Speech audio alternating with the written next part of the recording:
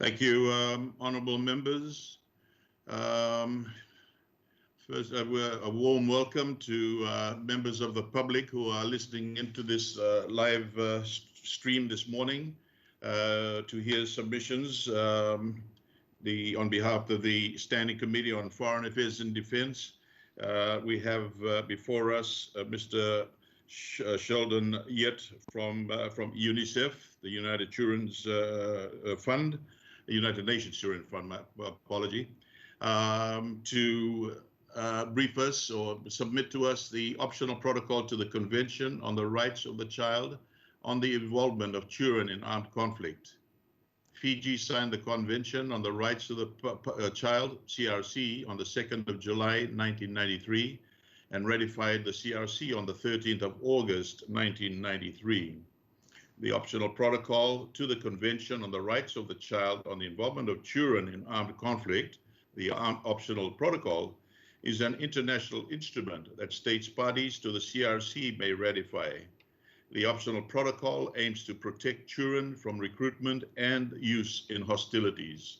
It was adopted by the General Assembly on the 25th of May 2000 and entered into force on the 12th of February 2002. I welcome you again, Mr. Yett. And for the benefit of your good self, as my committee, I, Alex O'Connor, as the chair, and my members are Honourable Dr. Salik Govind, Honourable Selai Andimaitonga, and Honourable Pio Tikonduadua. Just appreciate from your good self, sir, a very brief introduction, and the submission is yours. Thank you. Thank you. Honorable Alexander O'Connor, Chairman of the Standing Committee, honorable members of the committee, Secretariat and colleagues. Let me begin by thanking you for this opportunity to reaffirm our support for the ratification of the optional protocol on the Convention of the Rights of the Child on involvement of children in armed conflict. I am Sheldon Yett, the representative of the United Nations Children's Fund to the Pacific Island countries. The work of UNICEF in Fiji and throughout the world is guided by the Convention on the Rights of the Child. To help stem the abuse and exploitation of children worldwide, the UN General Assembly in 2000 adopted 2 optional protocols to the Convention. The objective of the first optional protocol is to increase the protection of children from involvement in armed conflicts, known as the OPEC. And the objective of the second optional protocol is to protect children from sale, prostitution, and pornography. As UNICEF, we advocate for the ratification of both optional protocols.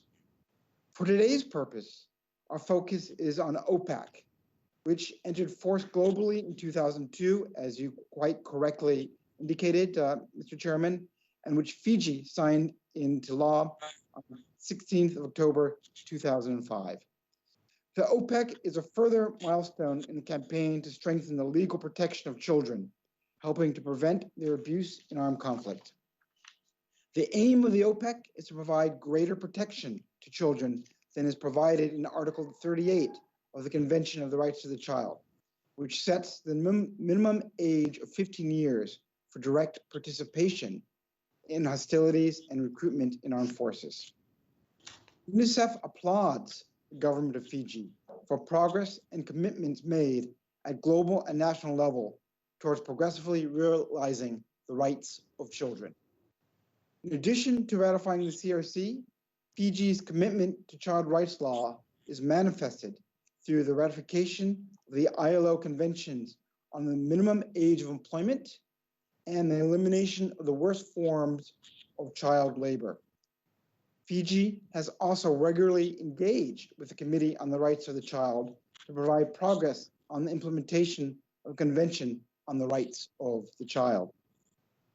As part of the constructive dialogue with the government of Fiji on the 2nd and 4th periodic report on the implementation of the Convention, the Committee on the Rights of the Child recommended that the government ratify the optional protocols. Domestication of global child rights standards in Fiji is evident throughout national laws and in the 2013 Constitution, which aligns the definition of the child to that of the Convention, recognizing a child as an individual who has not reached the age of 18 years. The 2013 Constitution of Fiji explicitly recognizes the protection of the rights of children in Section 41. Section 41(1)(d) provides for the protection of children from abuse, neglect, harmful cultural practices of any form of violence, inhuman treatment and punishment, and hazardous or exploitative labor. The 2007 Employment Relations Act also makes positive steps in bringing labor standards in compliance with ILO Conventions 138 and 182. The 1949 Republic of Fiji Military Forces Act establishes that no person shall be enlisted in the forces who is under the age of 18 years. While there undoubtedly has been progress in meeting the rights of children in Fiji, more needs to be done.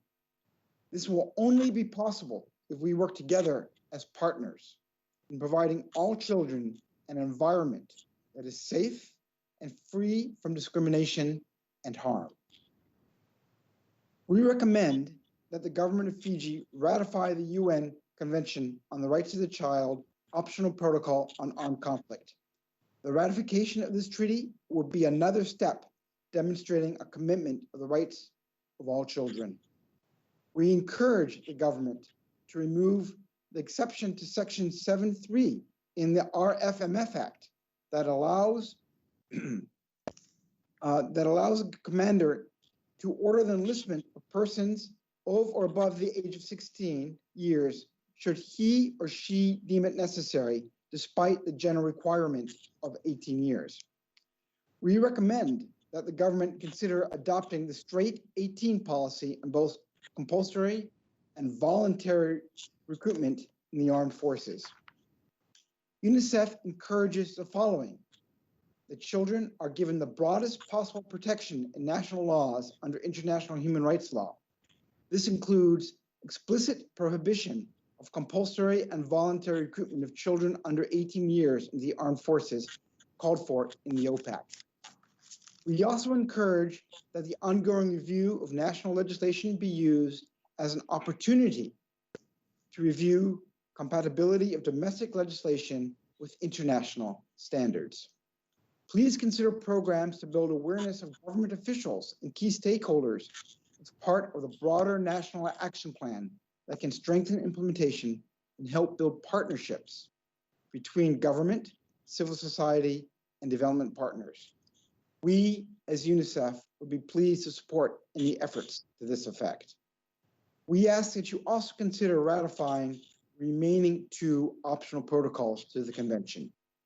We welcome the government of Fiji's history of very strong engagement with the Committee of the Rights of the Child and other international human rights bodies. Fiji is due to submit to the CRC its next periodic report this September, and we call on the Fijian government to continue the timely engagement with the committee. In closing, for children, the right interventions at the right time can bolster development, break intergenerational cycles of inequity, and provide a fair start to life for every child. I want to congratulate the government for this critical proposal to ratify the OPAC. The ratification will result in further strengthening protection for the rights of all children and helps to meet Fiji's compliance with international standards.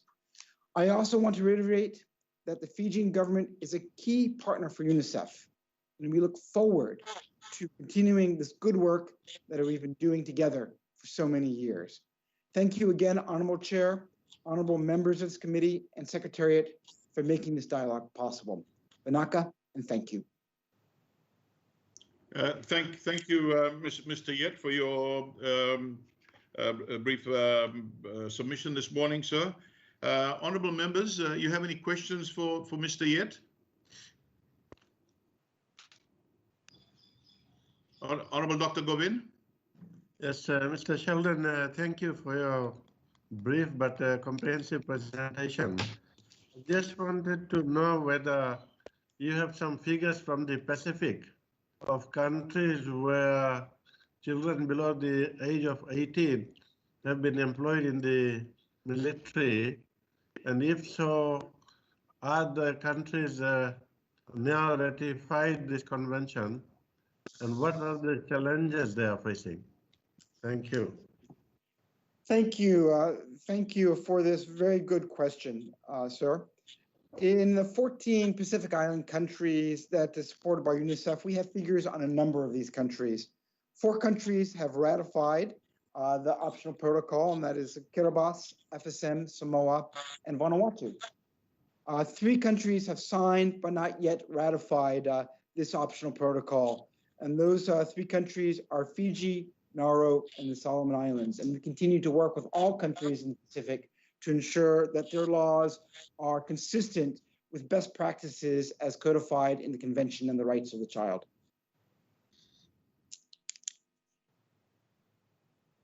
What about Dr. Salik? That answers your question? Yeah. I wanted to ask whether there are some figures of countries where children have been employed in military who are below 18. Do you have any facts and figures? Facts and figures of countries in the Pacific that children are regularly employed below the age of that age. Yes.